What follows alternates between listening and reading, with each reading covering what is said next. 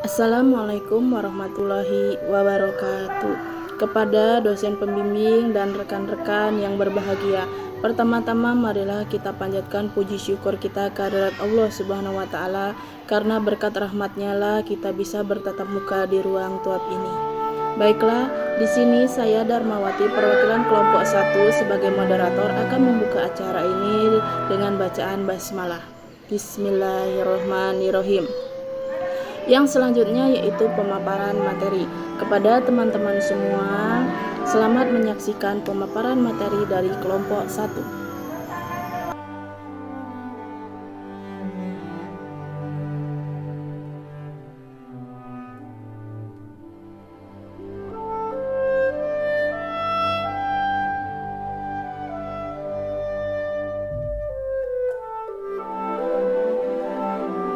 Baiklah, saya akan memaparkan modul 4 KB1, keterampilan membaca permulaan. Pengertian membaca permulaan. Apa sih itu membaca permulaan? Secara sederhana, membaca permulaan dapat diartikan sebagai kegiatan pengenalan lambang bunyi bahasa serta pelafalannya menjadi bunyi-bunyi yang bermakna. Pada kegiatan membaca permulaan, penekanan membaca lebih diarahkan pada pengenalan lambang bunyi dan pembunyiannya, belum pada pemahaman yang terkandung di balik lambang-lambang yang dimaksud. Selanjutnya yaitu tujuan membaca permulaan. Secara umum, tujuan membaca permulaan adalah melek huruf. Istilah ini sering diverskan dengan yang namanya melek wacana. Apa sih perbedaan di antara keduanya? Melek huruf secara sederhana dapat diartikan sebagai kemampuan mengenali lambang-lambang bahasa, tulisan, dan kemampuan membunyikannya atau melafalkannya dengan benar. Sebagai contoh, si pembaca dapat membedakan bacaan badu dengan dadu melalui pelafalan kedua kata itu, meskipun awal-awal masa pengenalan lambang itu boleh jadi belum memahami artinya. Nah, perbedaan fonem B dan D pada kedua itu akan menyebabkan perbedaan maknanya. Berdasarkan tuntutan SK dan SD bahwa tujuan membaca permulaan lebih diorientasikan untuk kepentingan melek huruf, yakni bisa membaca teks tertulis secara lancar. Oleh karena itu, pembelajarannya lebih difokuskan pada membaca nyaring. Fungsi membaca permulaan. Membaca permulaan berfungsi sebagai peletak atau dasar bagi keberhasilan seseorang dalam semua aspek kehidupan kelak. Fungsi ungkapan bijak. Betapa pentingnya peran dan fungsi membaca bagi kehidupan, antara lain yaitu: 1. Membaca merupakan jantungnya pendidikan. Yang kedua yaitu buku adalah gudang ilmu dan membaca adalah kunci pembukanya. Yang ketiga yaitu buku merupakan jendela informasi dunia. D. Jenis-jenis membaca permulaan. Yang pertama, membaca nyaring atau membaca bersuara. Membaca nyaring pada kelas permulaan dimaksudkan untuk mengukur tingkat ketercapaian melek huruf si pembelajarannya. Pada pembelajaran membaca permulaan, terdapat dua pendekatan utama yang mendasari pembelajarannya, yaitu 1. Pendekatan unsuriah dan yang kedua pendekatan gestalt atau global. Metode-metode yang dilahirkan dari pendekatan ini antara lain yaitu metode bunyi atau hija, metode alfabet, dan metode suku kata atau silaba. Pada pembelajaran membaca permulaan dengan metode bunyi atau metode hija, pembelajaran membaca diawali dengan pengenalan lambang-lambang huruf yang disebut fonem. Lambang-lambang tulis tersebut diperkenalkan sesuai dengan pelafalan bunyiannya. Sebagai contoh, panduan fonem yang membentuk suku kata terbuka harus diperkenalkan lebih dulu. Dan pada suku kata penutup, suku kata babi bu bebo lebih mudah daripada ap ip up ep op, meskipun sama-sama dibentuk oleh dua lambang fonem. Pembelajaran membaca permulaan metode abjad atau alfabet pada prinsipnya sama dengan metode eja atau bunyi, yakni dimulai dari pengenalan lambang-lambang bunyi terkecil yang berupa fonem. Perbedaannya terletak pada cara pelafalan fonemnya. Perbedaan pelafalan fonem BCD yang dilafalkan BCD yang berbeda dengan AT. Pada metode alfabet, fonem-fonem dilafalkan sesuai dengan bunyi alfabetisnya.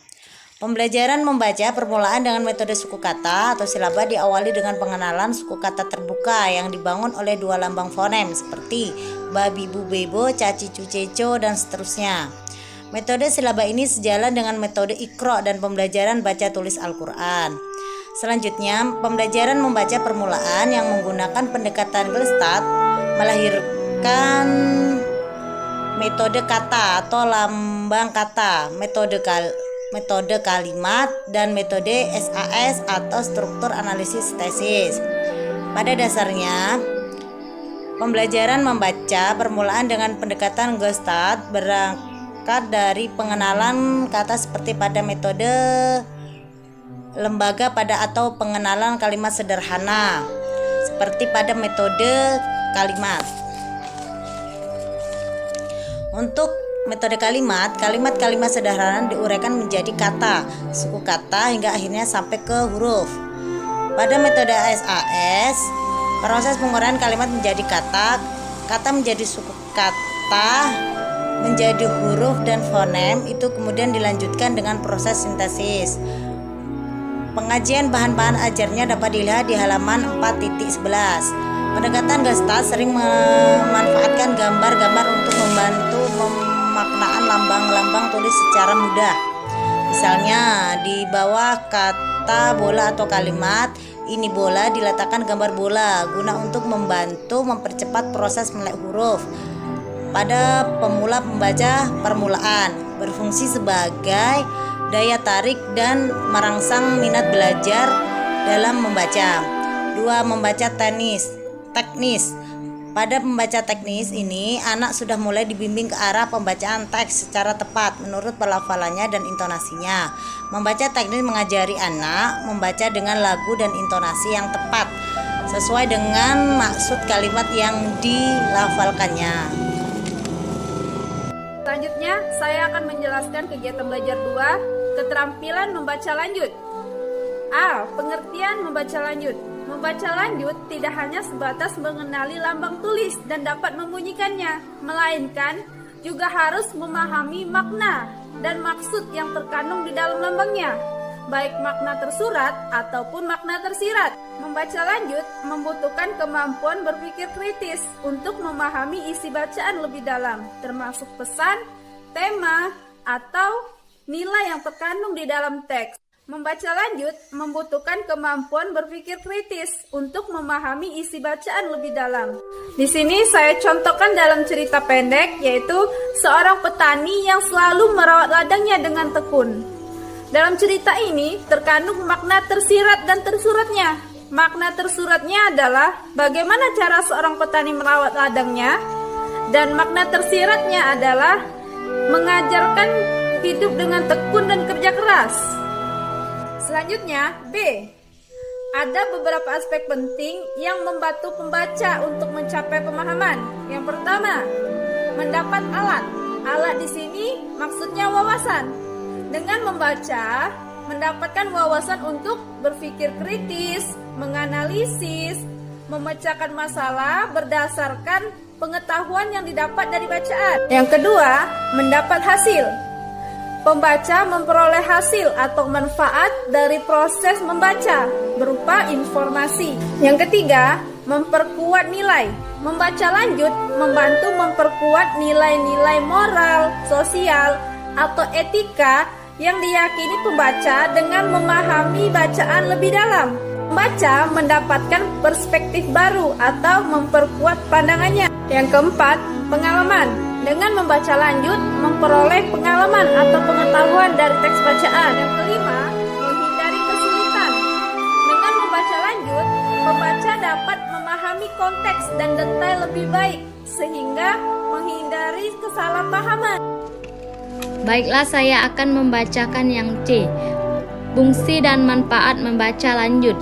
Sesuai dengan sarana dari jenis membaca ini, melek wancana, maka fungsi utama dari kegiatan membaca lanjut adalah kunci bagi pembuka berbagi ilmu pengetahuan dan teknologi dalam membuka dan meluaskan cakrawala wawasan pembacanya. D. Jenis membaca lanjut. Ditinjau dari sudut cara membacanya, dikenal dua jenis membaca, yakni membaca nyaring dan membaca dalam hati. Membaca nyaring, nizam dikembangkan pada pembelajaran membaca permulaan, sementara untuk pembelajaran membaca lanjut digunakan jenis membaca dalam hati. Meskipun begitu, bukan berarti membaca nyaring tidak diperbolehkan pada pembelajaran membaca lanjut. Membaca nyaring pada pembaca lanjut lebih diorientasikan pada kegiatan membaca untuk orang lain. Membaca dalam hati lebih ditinjaukan untuk kepentingan pemahaman bacaan. Oleh karena itu, masalah-masalah berkaitan dengan teknis tidak lagi menjadi sorotan. Di samping itu, kegiatan membaca dalam hati relatif lebih lambat bila dibandingkan kegiatan membaca personal. Sebaiknya dilakukan dengan senyap agar tidak mengganggu orang lain dan dapat mengefektifkan waktu baca dan perolehan pemahaman isi bacaan maksimal. Mengimplementasikan jenis membaca lanjut. Yang pertama, membaca naskah pidato, membaca wacana informatif dari internet, dan menikmati karya sastra. Baiklah teman-teman, itulah tadi pemaparan dari kelompok 1 kepada teman-teman.